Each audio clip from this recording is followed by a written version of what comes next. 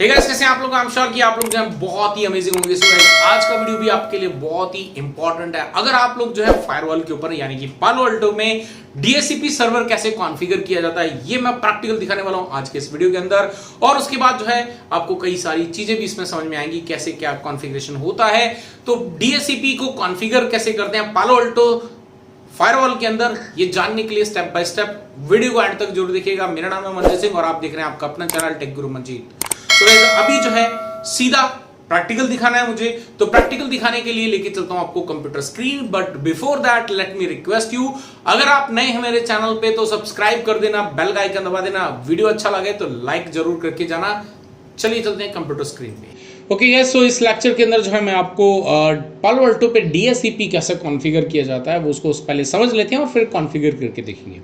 तो पालो अल्टो जो है आपका दोनों तरीकों से जो है कॉन्फ़िगर किया जा सकता है। जैसे कि हमारे राउटर जो हैं वो उनको करा जा सकता है, हमारे जो सर्वर्स हैं उनको भी दोनों तरीकों से करा जाता है। दो तरीके कौन से हैं? पहला होता है आपका डीएचसीपी, है ना, डीएचसीपी सर्वर भी ये बन सकता है। दूसरा चीज़ होती है आपकी DHCP relay agent, right. Relay agent, I am sure कि आप लोगों को पता होगा रिले एजेंट का क्या मतलब होता है। तो नहीं पता तो मैं आपको एक्सप्लेन कर देता हूँ। डीएचसीपी तो क्या होगा कि अगर आपने इसके ऊपर में डीएचसीपी कॉन्फ़िगर कर दिया तो जिस भी इंटरफेस में आपने जो भी आपका डीएचसीपी कॉन्फ़िगर करा, तो इन दैट केस ये क्या हो जाएगा, यहाँ पर आपके नेटवर्क के अंदर जो है आईपी एड्रेस प्रोवाइड करना स्टार्ट कर देगा। This is the DHCP server. लेकिन अगर हम रिले की बात करें, इसको एज अ रिले कॉन्फ़िगर करना हो, तो डेफिनेटली हमें रिले करने के लिए ये मान लीजिए ये आपका जो राउटर है ये आपका हमने कॉन्फ़िगर कर रखा है विच इज़ डीएचसीपी सर्वर के रूप में। अब ऐसे में क्या है, क्योंकि ये एक डिफरेंट जोन के अंदर है, डीएमजी जोन के अंदर है, तो यहाँ पे जो आईपी एड्रेस चल रहा है वो यहाँ वाले आईपी एड्रेस से बिल्कुल डिफरेंट है। तो ऐसे में हमें यहाँ पे क्या करना, डीएचसीपी यहाँ पे चल रहा है और हमें आईपी एड्रेस जो है वो यहाँ पर कॉन्फ़िगरेशन करवाने हैं। तो डेफिनेटली यहाँ पर करवाने के लिए हमें क्या करना पड़ेगा, यहाँ से ट्रैफिक जाएगा यहाँ पर और यहाँ से डीएचसीपी को हमने ये जो आपका फायरवॉल है इसको हमने जो है क्या कॉन्फ़िगर करना पड़ेगा, डीएचसीपी रिले एजेंट जो है वो कॉन्फ़िगर करना पड़ेगा। उसके बाद ही ये जो है आपके लोकल एरिया नेटवर्क के जो इनसाइड जोन है आपका उसके अंदर जो आईपी एड्रेस प्रोवाइड कर सकता है। बट यहाँ पर जब आप कॉन्फ़िगर करेंगे तो डेफिनेटली हमें कुछ चीज़ों का ध्यान रखना पड़ेगा, because it is a firewall, right. तो यहाँ से जब भी ट्रैफिक एक जोन से दूसरे जोन में जाएगा तो उसके लिए हमें सिक्योरिटी पॉलिसी जो है इंप्लीमेंट करनी पड़ेगी, राइट। तो यहाँ पे इंट्रा जोन में हमें काम करना पड़ेगा। तो वो सिक्योरिटी पॉलिसी जब तक हम इंप्लीमेंट नहीं करेंगे तो क्या होगा, यहाँ से रिक्वेस्ट आएगी बट ये आगे फॉरवर्ड नहीं करेगा, बिकॉज अगर आपके पास में सिक्योरिटी पॉलिसी जो है वो इंप्लीमेंटेड नहीं है, राइट। ये आप लोग खुद कॉन्फ़िगर करके देखेंगे। अगर नहीं पता चल पाता तो डोंट वरी, मुझे बताइएगा, मैं आपको पूरा प्रैक्टिकल करके दिखाऊंगा इसका। बट अभी जो है इसको मैं आपको डीएचसीपी कैसे कॉन्फ़िगर किया जाता है वो मैं आपको यहाँ पे पूरा प्रैक्टिकल कॉन्फ़िगर करके दिखाता हूँ। और उसके बाद में इस कंप्यूटर पे देखते हैं कि इसको जो है ऑटोमेटिकली आईपी एड्रेस कहीं से मिलता है या नहीं मिलता है। तो सबसे पहले हम क्या करते हैं, इसी सिस्टम को जिस पे हमने आईपी एड्रेस लगाना है इसको चालू कर लेते हैं, राइट। मैं इसको स्टार्ट कर देता हूँ सो दैट कि हम इसको जो है पूरा डिटेल में समझ सकें कि वाकई जो है इस तरह से काम हो भी रहा है कि नहीं हो रहा है। तो इसके ऊपर में क्या आईपी एड्रेस है, वैसे तो इसके ऊपर आई थिंक 50.30 जो है ये आईपी एड्रेस आपका जो है कॉन्फ़िगर होना चाहिए। अगर नहीं है तो हमें इसको कॉन्फ़िगर नहीं करेंगे, हम उसको एज अ डीएचसीपी सर्वर की तरह जो है वो ट्रीट करेंगे। तो चलिए जब तक ये रेडी हो रहा है हम चलते हैं पालो अल्टो पे, वापस आते हैं नेटवर्क पे। तो नेटवर्क के वापस आने के बाद यू कैन सी यहाँ पर आपके पास एक ऑप्शन है which is called DHCP. DHCP पे क्लिक करते हैं हम यहाँ पे। तो डीएचसीपी भी यू कैन सी यहाँ पे आपके पास में दोनों ऑप्शन है। जैसे मैंने बताया आपको डीएचसीपी सर्वर और डीएचसीपी रिले दोनों की तरह से ही हम इसको कॉन्फ़िगर कर सकते हैं। बट अभी यहाँ पे हम डीएचसीपी कर रहे हैं तो डीएचसीपी सर्वर की तरह कर रहे हैं, तो हम इसको एज अ सर्वर कॉन्फ़िगर करेंगे। तो यहाँ पे ऐड पे क्लिक करते हैं और ऐड पे क्लिक करने के बाद जो है हम यहाँ पे क्या करेंगे, पहले तो इंटरफेस सेलेक्ट करेंगे जिस इंटरफेस पे उसका इफेक्ट देना है, राइट। सो यहाँ पे हमने वो इंटरफेस सेलेक्ट करना, तो अभी हमारा इंटरफेस कौन सा, ईथरनेट 1/2 है। तो हम यहाँ पे इंटरफेस सेलेक्ट करेंगे 1/2। उसके बाद में यहाँ पे आपके पास में 2-3 मोड होते हैं बेसिकली। एक पहला होता है एनेबल, आपने जो है उसको एनेबल कर दिया डीएचसीपी को। डिसेबल का मतलब होता है डिसेबल। ऑटो का मतलब होता है कि अगर आपका जो है ये से फॉर एग्जांपल आपने जो है डीएचसीपी इसको कॉन्फ़िगर करके रखा है तो ये ऑटोमेटिकली जो भी उसके ऊपर में एक्शन होगा, अगर कोई डीएचसीपी सर्वर है आपके नेटवर्क के अंदर दूसरा, तो ये उसको आईपी एड्रेस देना है कि नहीं देना है ये उसके हिसाब से एक्शन जो है वो ले लेता है।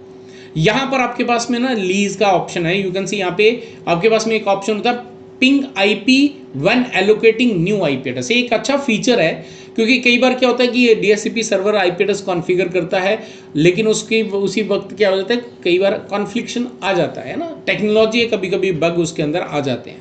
बट अगर आप ये टिक कर देंगे तो ये क्या करेगा, जब भी इसके पास में कोई रिक्वेस्ट आती है या आएगी तो ये क्या करेगा, सबसे पहले उस पर्टिकुलर आईपी एड्रेस को पिंग करके देखेगा कि उससे रिप्लाई आ रहा है कि नहीं। तो अगर आपके नेटवर्क में होगा तो रिप्लाई आएगा, अगर नहीं होगा तो ये बिल्कुल निश्चिंत हो जाएगा कि हाँ भाई बिल्कुल सही है, कोई आईपी एड्रेस इसके अंदर नहीं है। दूसरी चीज होती है जब भी हम डिफरेंट सिनेरियोज में काम करते हैं, राइट, तो हमारे पास में यहाँ पे लीज का कॉन्सेप्ट होता है, लीज होता है। तो यहाँ पे यू कैन सी आपके पास में दो ऑप्शंस हैं यहाँ पे लीज के सामने। एक तो लिखा अनलिमिटेड, अगर आपने अनलिमिटेड रखा तो डेफिनेटली आपका एक आईपी एड्रेस किसी एक डिवाइस को जो है एलोकेट हो गया, फिर उसी के हिसाब से जो है वो बुक रहेगा। बट ये जो है आपको तभी करना है, ये वाला ऑप्शन आप तभी इस्तेमाल करें जब आप किसी फिक्स्ड नेटवर्क के अंदर जो है काम कर रहे हैं, जहां पर आपके पास में जो आईपी एड्रेसेस हैं, जो सिस्टम्स हैं एंड डिवाइसेस हैं, वो आपके स्टैटिक हैं, वो चेंज नहीं हो रहे बार बार।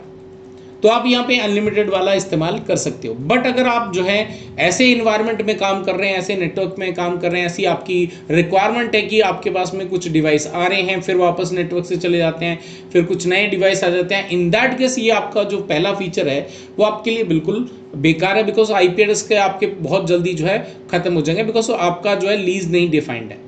तो अगर आप यहाँ पे ऐसे इन्वायरमेंट में करें तो आपको यहाँ पे टाइम आउट पे क्लिक करना है और आपको यहाँ पे डिफाइन कर देना कि आप कितने दिन, कितने आवर्स, कितने मिनट तक जो है एक पर्टिकुलर आईपी एड्रेस को उसके लिए असाइन करना चाहते हो। ठीक है जी। अब यहाँ पर जो है यू कैन सी यहाँ पे कुछ एग्जाम्पल दे के रखे हैं यहाँ पर इन्होंने कि आप जो है यहाँ पर आईपी एड्रेस जो है ना, कई बार होता है कि हमें एक आईपी सीरीज में ना पूरे डीएचसीपी के अंदर पूरे आईपी एड्रेस हमें नहीं देने होते, हमें कुछ लिमिटेड देने होते हैं। एग्जाम्पल के लिए से फॉर एग्जाम्पल अब मेरे पास यहाँ पे नेटवर्क के अंदर से फॉर एग्जांपल मुझे सिर्फ 50 आईपी एड्रेस की रिक्वायरमेंट है। So what I will do is, मैं यहाँ पे क्या करूँगा, आईपी एड्रेस डालूंगा 192.168.50. अब मेरे पास 1 ऑलरेडी कॉन्फ़िगर्ड है, 20 ऑलरेडी कॉन्फ़िगर्ड। मैं यहाँ पे चाहता हूँ 21 से लेके 50 तक चाहता हूँ, तो मैं यहाँ पे क्या करूँगा, ये लिख के फिर वापस लिखूंगा 192.168.50.50 जो भी मुझे लिखना है। इस तरह से भी लिख सकते हैं हम, राइट। या फिर जो है हमारे पास में यहाँ पे दूसरा एक ऑप्शन यहाँ पे बताया गया, यू कैन सी यहाँ पे दूसरा एक एग्जांपल आपको देके रखा है कि आप यहाँ पे कोई एक सिंगल आईपी देके उसके बाद अगर आपको कुछ आईपी सीरीज देनी है तो वो आप वो भी डिफाइन कर सकते हैं। तो ये आपको कैसे करना होता है, तो यहाँ पे एग्जाम्पल के हिसाब से आपको देके रखा है। से फॉर एग्जाम्पल आपके पास में 192.168.50.21 फिर कॉमा, उसके बाद जो है आप यहाँ पे कंटिन्यू करना चाहते हैं 192.168. से फॉर एग्जांपल 50.0/24 के हिसाब से। तो ऐसे में जो है आप यहाँ पे कॉन्फ़िगरेशन कर सकते हैं, है ना। तो ये हो गया आपके पास में कॉन्फ़िगरेशन करने के दो तरीके। तो आपको जैसा भी लगता है, जैसा आपकी रिक्वायरमेंट है, वैसे आप इसमें कॉन्फ़िगर कर सकते हो, ठीक है ना। तो यहाँ पे यू कैन सी यहाँ पे डैश में भी लगा के आप कर सकते हो। तो मैं यहाँ पे एक आईपी एड्रेस ऐड करता हूँ। से फॉर एग्जांपल हमारे पास में 50 का आईपी एड्रेस है, सो यहाँ पे करता हूँ 192.168.50.21 से लेके, है ना, मुझे यहाँ पे डालना है 21 से। सो मैं यहाँ पे कर देता हूँ 21 से लेके डैश, राइट। कहाँ तक जाना है मुझे, मैं यहाँ पे जाता हूँ 192.168.50.100 तक जो है ये आईपी एड्रेस को कॉन्फ़िगर कर दे। So I can configure like this, right. ये मेरे पास अगर आपको कुछ आईपी एड्रेस रिजर्व करने हैं तो आप यहाँ पे रिजर्व में डाल सकते हैं। जैसे कि मान लो मैं चाहता हूँ कि ये 50. मान लो आपने यहाँ पे जो है स्टार्टिंग से दे दिया, बट उसमें कोई एक आईपी एड्रेस है जो आप नहीं चाहते एलोकेशन होना, तो यहाँ पे मैं कर दूंगा 50.20। मैक एड्रेस ऑप्शनल है आपके पास में, डिस्क्रिप्शन आपके पास डालना है, आप डाल सकते हो। मैक एड्रेस आपको डालना है, आप ऑप्शनल है, डालना चाहते हैं डाल सकते हैं, नहीं डालना चाहते कोई दिक्कत नहीं है, राइट। तो ये आप यहाँ पे करके कर सकते हो। अब ये तो डाल दिया हमने आईपी सीरीज, उसके बाद में यहाँ पे ऑप्शंस पे क्लिक करना है। तो यहाँ पर ऑप्शन पे आपके पास में जो है यू कैन सी गेटवे लिखा हुआ है। तो गेटवे कौन सा है, तो गेटवे आपका जो है 192.168.50.1 हमारा गेटवे है। तो यू कैन सी इस नेटवर्क के लिए तो ये गेटवे है 50.1, तो वो हमने यहाँ पे दे दिया। सबनेट मास्क क्या जाना चाहिए 255.255.255.0, राइट, जो भी आपका है आप देख सकते हैं। फिर आपके डीएनएस एंड यहाँ पे एनटीपी सर्वर वगैरह आप यहाँ से भी कॉन्फ़िगर कर सकते हो। POP3 SMTP है ना, तो ये सब भी आप यहाँ से दे सकते हो। या फिर आपके कुछ एडिशनल ऑप्शन है जो यहाँ पे लिस्टेड नहीं है, वो आप यहाँ पे ऐड पे क्लिक करके अपने अकॉर्डिंग यहाँ से जो है एक कस्टमाइज्ड वैल्यू जो है वो आप यहाँ से डाल सकते हो। तो मैं यहाँ पे जो है से फॉर एग्जांपल डीएनएस डालना चाहता हूँ, तो से फॉर एग्जांपल मैंने यहाँ पे डाल दिया 8.8.8.8, राइट। उसके बाद में 4.2.2.2, तो जो भी मुझे डालने मैं यहाँ पे इस तरह से डालने के बाद इसको कर देते हैं ओके, और ओके करने के बाद जो है यहाँ पे हम कर देते हैं इसको कमिट, राइट। अगेन यहाँ पे डिस्क्रिप्शन वगैरह आपको लिखना है, तो मैं यहाँ पे जैसे एग्जांपल के लिए लिखता हूँ DHCP है ना, सर्वर कॉन्फ़िगर्ड। तो इस तरह से आपको जो है कमिट डाल के जो भी आपके कमेंट्स हैं वो डालने के बाद आपको इसको कमिट कर दो। तो ये जो है आपके पास में एक तरीका हो गया कॉन्फ़िगर करने का। एक बार ये पूरा कंप्लीट हो जाए देन हम देखते हैं कि हमारे नेटवर्क के अंदर जो है DHCP जो सर्विसेज हैं वो चालू हुई हैं या नहीं हुई हैं। तो एक बार ये 100% जो आपका प्रोसेस है ये कंप्लीट हो जाए then will look into it. अब इसके बाद जो है हमने क्या करना है, चलो एक बार चेक करना है, तो एक बार ये कंप्लीट हो जाए क्लोज कर लेते हैं। अभी टास्क पे क्लिक करके भी आप यहाँ से दोबारा देख सकते हो, यू कैन सी 55 हो चुका है। बाकी जैसे आप 100% होता है तो हम इसमें आगे बढ़ जाएंगे। तो ये किसके द्वारा किया गया, कब किया गया, ये सारी डिटेल आपको यहाँ से भी देखने को मिल जाती है। अदरवाइज जो आप डैशबोर्ड पे जाएंगे तो डैशबोर्ड पे भी आपको ना ये सारी डिटेल यू कैन सी जो भी आपका टास्क कर रहे हो यहाँ पे आपको दिख जाती है।